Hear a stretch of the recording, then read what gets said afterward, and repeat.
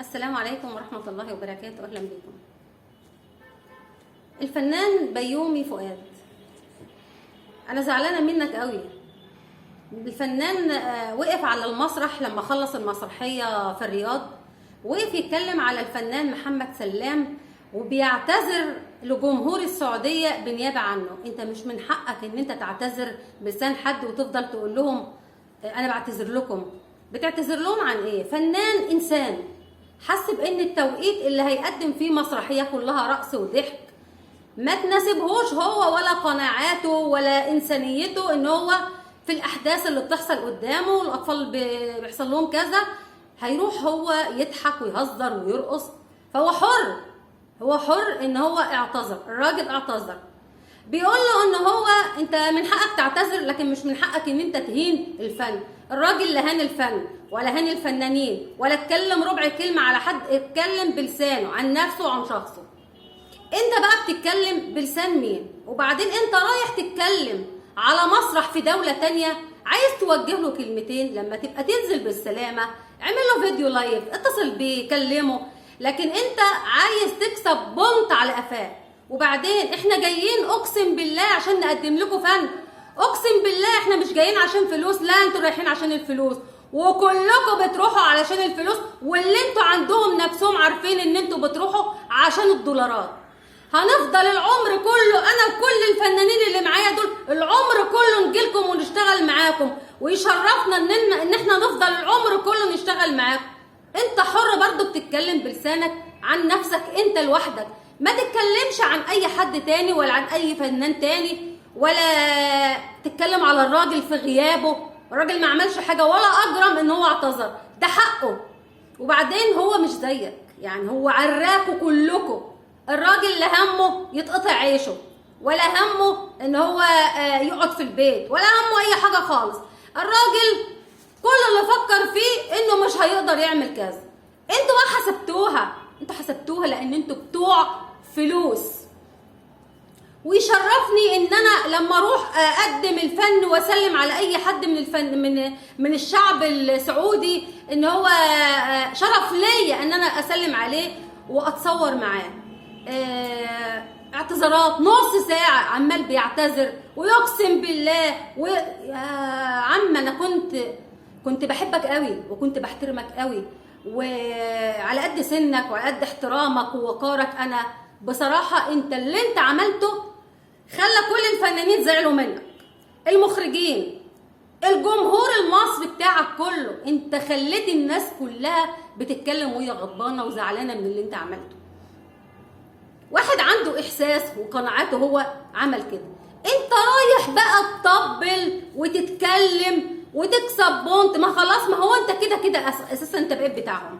انت لما بيتقدم لك اي دور في مصر بترفضه، انت مش فاضي اساسا. انت واحد من زمايلك اللي كانوا معاك اتصل في برنامج على الهوا وقال ان بيومي فؤاد زمان كان حاجه ودلوقتي حاجه. دلوقتي ما بيفكرش في كلمه فن، لا فن هادف ولا اي نوع. هو كل اللي بيهمه الفلوس، هيقبض كام، مش مهم نوع الفن.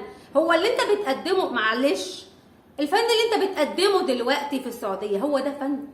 هو انتوا تقدروا الادوار اللي انتوا بتأدوها عندكم تقدروا تيجوا تمثلوا المسرحيات اللي متألفه لكم في يومين ثلاثه تيجوا تقدموها في مصر؟ ولا مخلوق في جمهور شعب مصر هيجي يتفرج عليكم. هي دي اساسا ده عباره عن سكتشات كلها متلحمه في بعضها، حاجات كده للنكت والضحك والهزار. ده ملوش علاقه بالفن.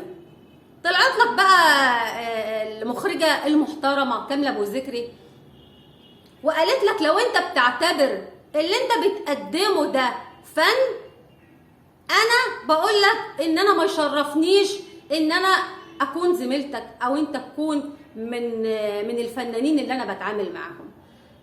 ما تحب تتكلم على حد تتكلم وجها لوجه، مش راح تقف على مسرح في دولة تانية وتتكلم على زميل ليه لمجرد انه اعتذر رايح تتكلم عنه. يا اخي اتقي الله، وبتقسم بالله كده انك مش رايح عشان الفلوس.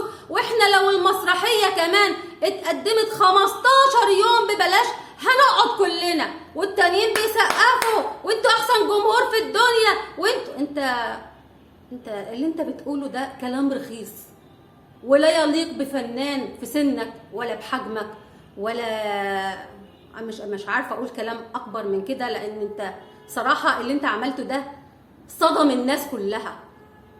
على قد حب الناس ليك ان هم كانوا بيتفرجوا ومبسوطين بالادوار اللي انت كنت بتأديها، الفن اللي احنا بنقدمه عندنا اللي انتوا بتقولوا عليه فن نبيل، انا بقدم فن نبيل يا جماعه، انت ما بتقدمش فن اساسا، انت رايح تهزر وتضحك يعني انا مش عايزه اقول لك انتم بتعملوا، استغفر الله العظيم. انا مش عايزه اتكلم عشان الكلام بس كتره بيلخبط، ولكن انا اتصدمت فيك وجمهور مصر كله اتصدم فيك. محمد سلام ربنا هيرزقه، اصل الارزاق مش بايد حد. شوف موقفك انت وشوف موقف احمد مكي، راجل في قمه الاخلاق والاحترام، ما هموش اتكلم بصراحه، اتكلم في كل حاجه وبالادب وبالذوق وبالاحترام، وما غلطش في زميله، بالعكس ده كان في ظهر زميله وكان بيدعمه، وما هموش بقى لما نصة شاهد مش هتعرض له الكبير قوي ولا مش هيعرضوا له حاجه، ما بيفكرش في اللي انت بتقولوه، ده الرزق عند ربنا، وفي السماء رزقكم وما توعدون، انتوا مش بايديكم انتم الارزاق، انتوا مش بتقسموا الارزاق عند ربنا. واحمد مكي راجل في قمه الاخلاق والاحترام، بالمقارنه بيك انت صفر، انت صفر كبير. ومحمد سلام اللي انت طالع تتكلم على حسه وتكسب بنط عليه، محمد سلام ربنا هيكرمه، لانه راجل محترم، لانه راجل حر، راجل انسان بيقدر وبيعرف يعني ايه الاوقات اللي هو يقدم فيها فن، والاوقات اللي يعتذر فيها ويقول انا مش هقدم فن. كل يوم محمد سلام بيكبر في عينينا وبنحترمه اكتر واكتر، وانتم تاريخكم ده محدش هينساه، اللي انتوا بتعملوه واللي انتوا بتقولوه ده متسجل، ده تاريخ كل فنان، كل واحد كلمتين قالهم هيفضلوا الصحيفه بتاعته. اوعوا تفتكروا ان دايمالكم، في الاول وفي الاخر انتوا مصريين، ومن غير الشعب المصري والجمهور المصري اقسم بالله ولا تسووا اي حاجه. انتوا اللي انتوا بتقدموا عندهم دلوقتي الفن، هم اللي كانوا بيجوا عندنا من كل الدول العربيه ويقعدوا في المسارح عشان يتفرجوا على الفن بتاعنا، الفن المصري، الفن اللي بجد. لكن اللي انتوا بتقدموه ده شغل اراجوزات. انا بشكركم جدا، السلام عليكم ورحمه الله وبركاته.